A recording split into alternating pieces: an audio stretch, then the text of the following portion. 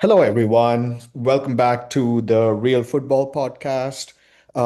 It's me, ZB, with my best football bud, Frankie. Frankie, how you What's up, doing? guy? What's up, man? Is everything good? It's good. It's been a not so great week, I would say, but Yeah. a lot of good football games that we are gonna go over.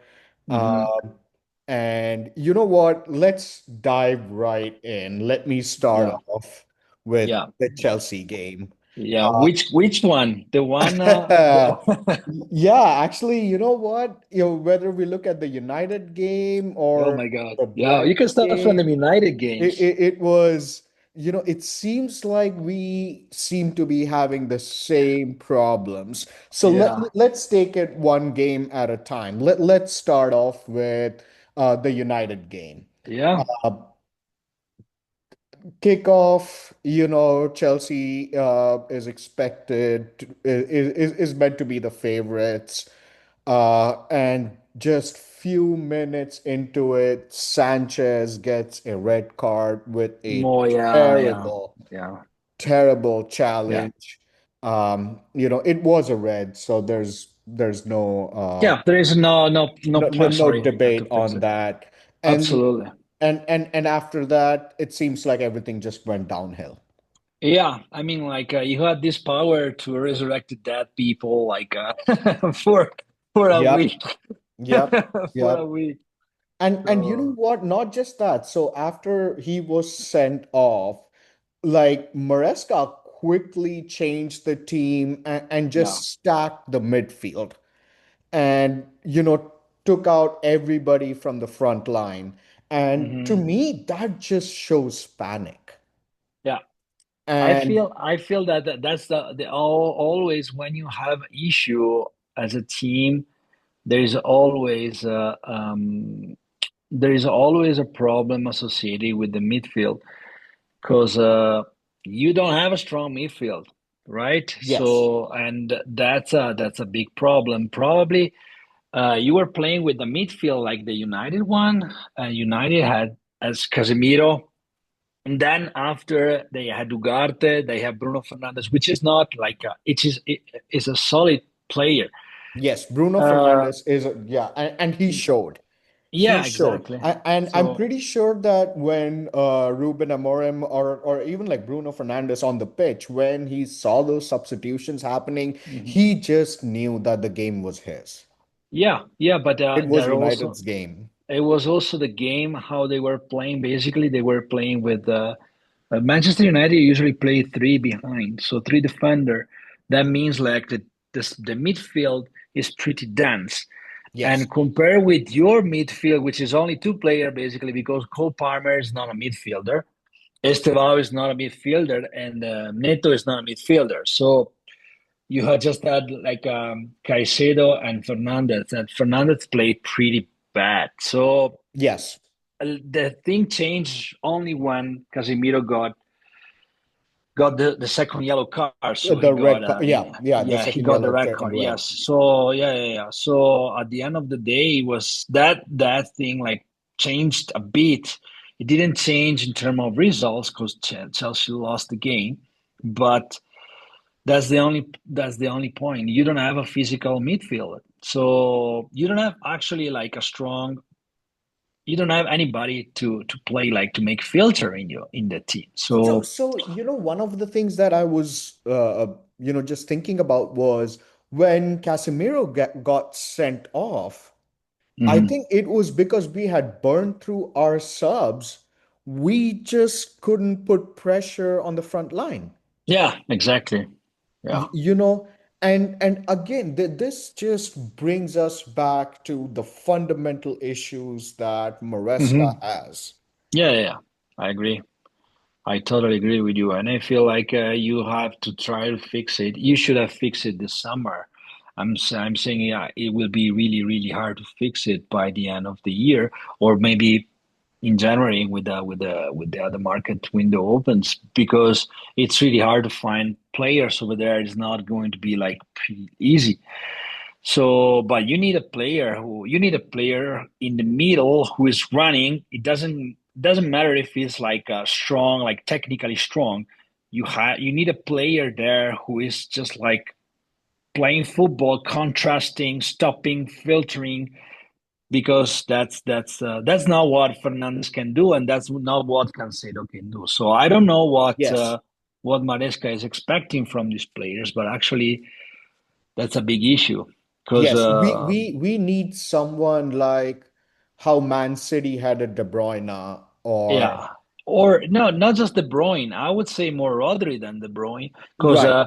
you have Cole Palmer, and without a strong midfield, I believe that you are decreasing also the capacity of this player because now he's injured. Plus, Cole Palmer is Yes. injured, so he will be out for 3 weeks, right?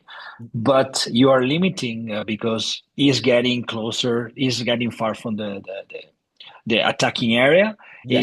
He's far from the zone. He's really close to the defense now, so he has to come and take the ball basically. And Yes. this is limiting him a But lot. but let's say even if you get Cole Palmer in the midfield who's like pushing the ball and he is good at it. He's got a Mhm. great pace. Yeah. But again, we don't have someone like a Haaland Oh, up, well, of course. But yeah, but because I mean Enzo is good, don't get me wrong, but he's I think that we everybody expects more from him. Now, is that something that is fair mhm, to him? mhm. That's a question for Maresca. Yeah, I okay. I'm not saying that Caicedo or Fernandez are not good, but they are limited. That's not their way to play. They Yes, need somebody else.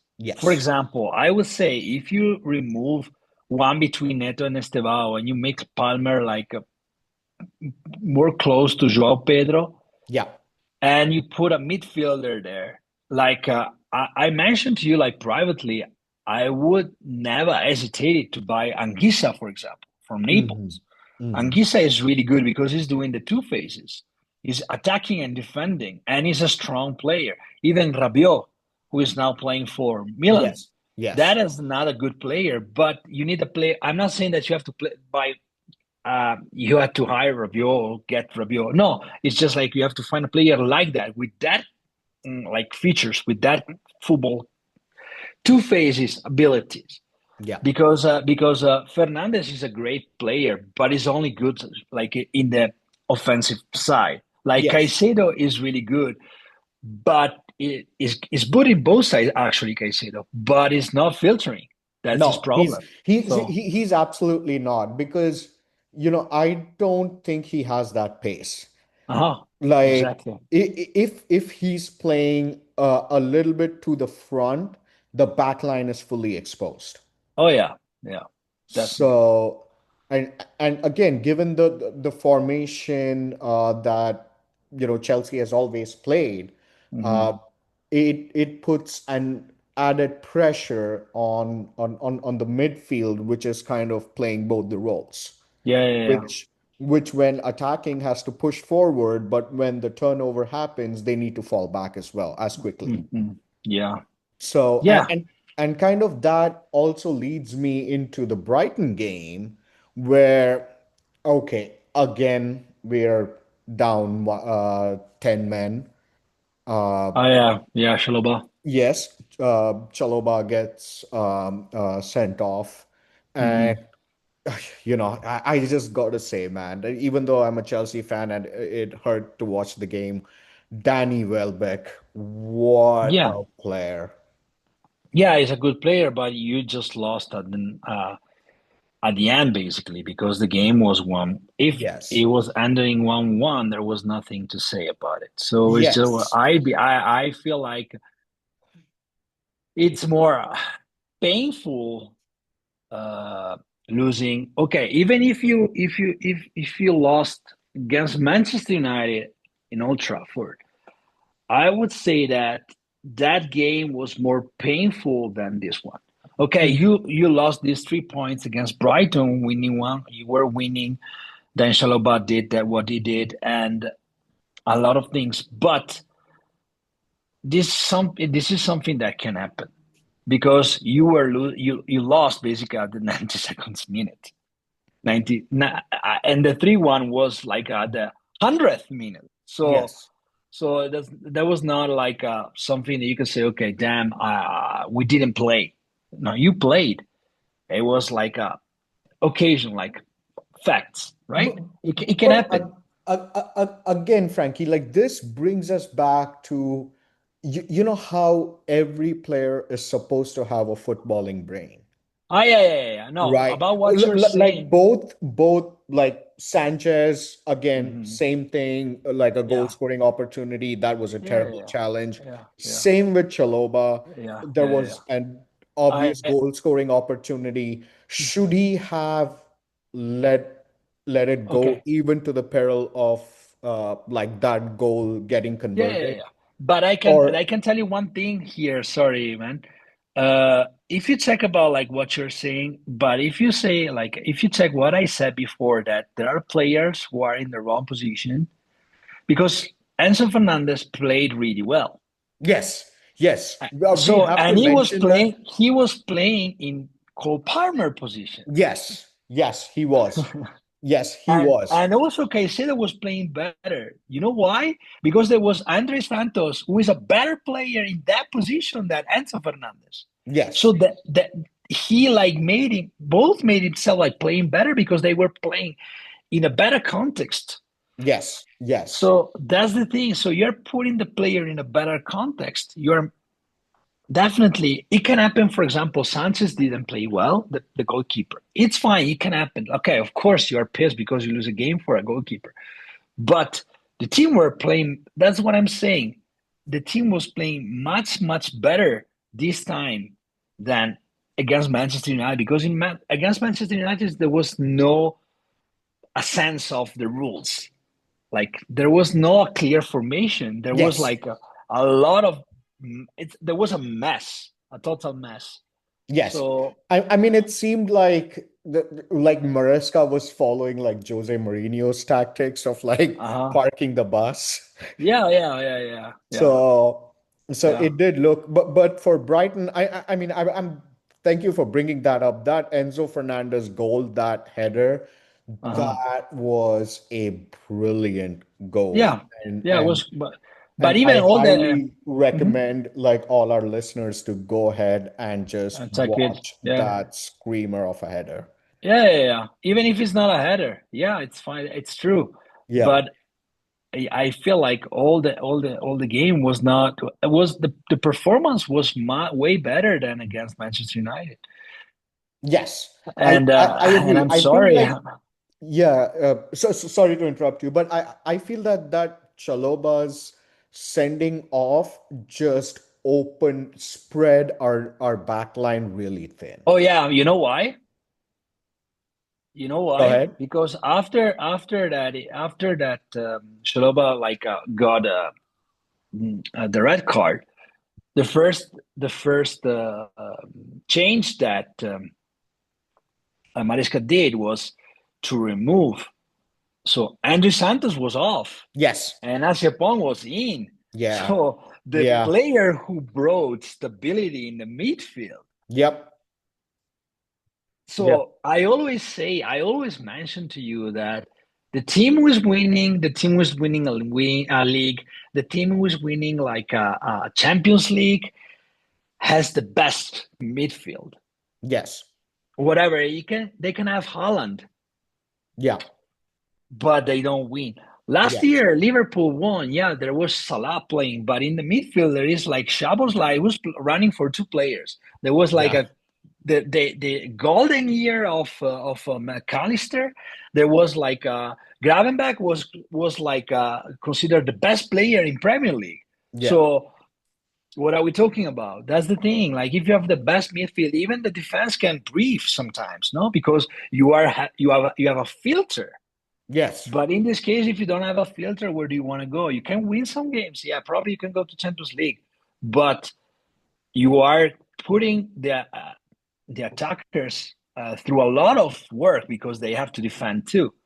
So okay, Yes. this is the modern football, but I don't feel it's so efficient. I think like what also my thoughts watching the game was our back line was just getting beaten in like 1v1, and Oh yeah, es- yeah. and especially against Danny Welbeck, they were caught out of position. Well, Danny Welbeck is a player who knows how to play football. That is true. So that's why, I mean, I'm assuming like the back line would have been told in a team meeting that, hey, Yeah. you know, this is something that this is a player, the capabilities that he has, you cannot be Hmm. caught out of position. Yeah. You cannot give him that window. Yeah. Yeah. Yeah. Yeah. When he sees that gap, he is going to go for it. Yeah. Yeah. And this is obviously a hard loss. But that's that. And again, sorry, man. As I said, like you found a good player, but it can happen. It can happen also the red card. Yeah, But again, you found the stability in the midfield. So yeah, you have a base and you should learn from there. When Cole Palmer is coming back, you don't have to move that players. yeah. So you need stability. So you have to find another way. For example, you're keep playing with Estevao. Yes, It's yes, still like it's the first year there. You need to I don't know, I feel like that's the player where you have to understand better how to use it yeah. because I don't feel it's so clear. I agree. And you can change Estevao and put another midfielder or change the position of Enzo Fernandez or Cole Palmer when he's coming back. So you can do a lot of things. You can also switch with Neto. I don't know. Like I feel like also because you have three, four competitions this year. Not Hmm. so you have to make them. You have to play with all the. You have to use all the players. Yeah, So, but you need to find the stability in the midfield because absolutely. you cannot keep moving and playing. You have defender. I feel like yeah, defender are probably weak in one versus one, but they're not so bad. I mean, Yeah, they are not Manchester United. I mean, I told you you resurrected that people yeah, for a week because the week after they fucked up. So again in Bradford, yeah. but still, and even there, that's another thing. Like I was watching post and everything like everybody like on the social media they were saying oh it's Bruno Fernandes fault. That's not Bruno Fernandes fault. Like it's not that every time that Manchester United is losing or they lose a game is Bruno Fernandes fault. I mean like just because he missed the penalty for the 2-2, that's Yeah. not like come on guys. I mean like I still don't understand how this guy, so it's just like this, the club against Chelsea. They put Kobe Maino inside the pick. Like they played. He played for 2 minutes against Chelsea, and then because you are down 2-1, you put it at the sixth, seven, almost 70th minute. So you give him like 20 minutes. How can you pretend that a kid who is a wonder kid is really good? Probably is the best player that Manchester United has probably even for future view for the future. You just have to put him there and play because that's not possible. I feel Yeah. like mentally Manchester United is just like yeah, they have the great game against you, but again because if Chelsea had the same starting 11 that they had with the sorry, what was the last game with Brighton, that I can tell you clearly that for me the score was totally different. At least you could make 1 point, even 10 versus 11. Yeah. I mean, I think obviously Manchester United has their own problems, and now after the loss to Brentford, uh, Mm-hmm. Ruben Amorim, whatever goodwill that he had tried to get back after the Chelsea game. Yeah. is all evaporated, and he's definitely under a lot of pressure, just Hmm. given where United is in the point stable. Uh, so, anyways, like going from one disappointment to the other, uh, Hmm. you want to talk about Liverpool Crystal Yeah. Palace? I mean, Well, I told you already before that was a kind of season. Okay, Liverpool is still first, still like leading, but there are a lot of things that I'm not confident about because you can see even the game like this time was pro Crystal Palace. Last time, the week before, we were winning 2-0 against Everton in Derby. And at the end of the day, we won. But Everton was playing really well in the second half, and I was afraid that they could actually take the point, from like take the point and like finishing the game in Anfield with at least with a draw. But I was it's the performance that I don't understand because even against Crystal Palace, we arrived at the we score. Federico Chiesa scored for the 1-1 and got almost the 90th, but but then they exactly. won. They won. So I feel like I feel like they're like there's a missing of consistency. Even this year, we're shooting a lot, but we're not shooting on the target. So if you check, for example, the shooting in Crystal Palace Liverpool, we have more total shoot than Crystal Palace. But guess what? Only four shoot on 20, total 20, only four are on target. If you check Crystal Palace, they had 16 shoot, total shoot, and seven on target. So they had more shoot on target than us with a less total shoots. So that's the kind of thing that we have, and we had 72% of ball possession. So the Right. other players So, were so, so more let me ask efficient. you this, Frankie. Like you are right in everything, but to No, well, me, when I watched that game, for some reason, Liverpool's backline looked terrible. I feel that But against Crystal Palace, it obviously did. It was pretty evident. Like that's why Crystal Palace was able to keep pushing. Like mhm, the chances that they got, mhm. oh, they were pushing the ball. Oh yeah, yeah, yeah. They were pushing, but also what they have a really strong. So another thing that I really like about Crystal Palace is like they are playing like Manchester United. They're playing like three defenders, but the defenders that they have are pretty fast, and they are exactly playing in the way that they can create problems to everybody, Yes, defensively speaking. So they're really quick in turnovers. in our case, if you have two players like Wirtz and Salah, who are really fast, but they find somebody else who can play like anticipating or reading the action. They have a great like lecture of the action. That's another problem. And if you have one player like Isaac, who is there like it was probably the third game that he played, and he had to get out, and he was not even playing like so well because when he get out, he went out. They took it out the 84th. So I feel like you can clearly see you cannot keep that player just because he costs like 150 millions. I So think, you know what? I feel that I wouldn't be as hard on Isaac right now. He showed a lot of potential, yeah, yeah, and I think that he just needs to get his groove back.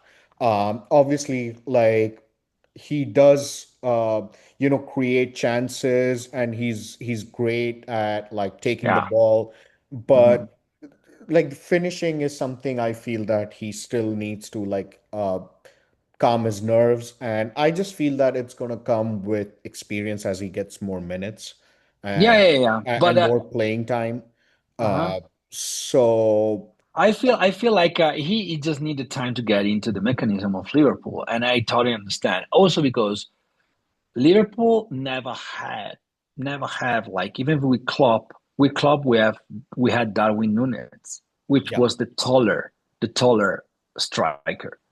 But if you remember, he was not playing, he was not scoring so much. Okay, he missed a lot of occasions and shooting and stuff, whatever. But he was not playing so close to the attacking area like Isaac is doing. So for the way how this player for the way how Liverpool is playing, the way of his playing, which Arne Slot is pretty similar to Klopp for me, from my way to see. Yes. But Yeah, I would agree.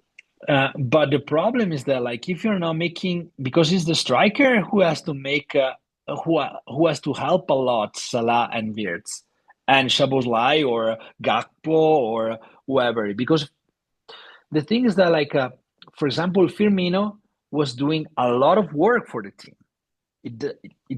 Sadio Maino was scoring a lot because there was Firmino, Hmm. and that was a big loss when he decided to stop to play for Liverpool.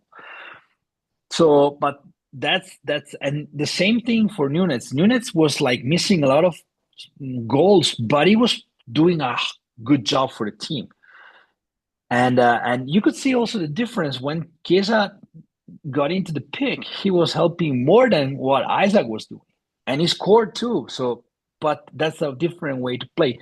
And in this game also we have to say that not only the defender of Crystal Palace, but the defenders of also the midfielders, sorry, they were playing pretty good because Wharton was Hmm. the Wharton, Yeah. the midfielder of Crystal Palace was the man of the match. Hmm. So I understand that. Plus, we didn't. It's Crystal Palace this year. They're playing pretty well, so I understand Yes. it's a lose and it's fine. I mean, like it's not so painful. And can I But also say that Crystal Palace they were pretty smart with the subs that they did. Like the last, uh, when they got Nketiah on, mhm, that was, and he went on to score the winning goal.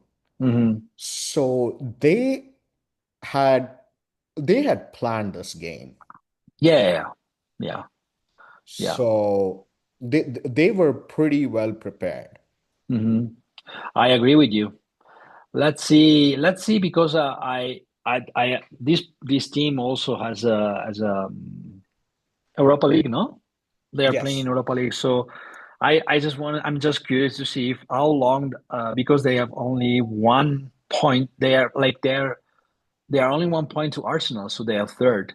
So let's see how it goes. I feel like mm, let's see because it's just the beginning. It's just six game. Next week we have a Chelsea Liverpool, man. Yep. So it will be fun. It will be fun. It will be Yeah. really fun. And I'm just I'm to I'm close, tell me, tell me. I'm glad that we are far away from each other. Yeah, yeah, exactly. I just want to end out my comments like mentioning one more time like how Manchester City is back to play. It's just like okay, they have 5 points to Liverpool, but these guys keep scoring. Haaland had a 2 point, like they won Yes. 5-1, but he's a beast. He's incredible, and we're not just discovering nowadays. Yes, So and yeah, also, Arsenal, Newcastle. Um, yeah, oh yeah, yeah, just again, Arteta really wants a silverware this season. It yeah, seems like yeah, he's yeah, he's yeah, more than committed. So, yeah. He's digging. again, He's digging. He's digging. oh, totally. So, it was like against Newcastle, it was like, 1-1, and then in the Mhm. end, they were able to Yeah, finish it yeah. off and Well, get you those need three also points. luck, You need also luck if you want to win a league. You need luck. Yeah. It's the luck that, for example, Nottingham doesn't have because they lost. Okay, Sunderland is playing pretty well. Is they are fifth in the ranking, but I don't know what's going on after that. They fired Nuno Espirito Santo, and even before that, there was not a really good relationship between the him and the owner. So I feel like it's not going to be a good season unless they are changing. And Postecoglou needs time, so it's just like taking this rule, but the season is already started. So I don't know. I'm really sad for that because at the very beginning I thought that they could be a really strong team and compete for a Champions League position. But actually, I feel like they are fighting for the relegation because they are just there. Yeah, probably. They're And 17th. yeah, Yeah. yeah. And again, a horror week for Fulham.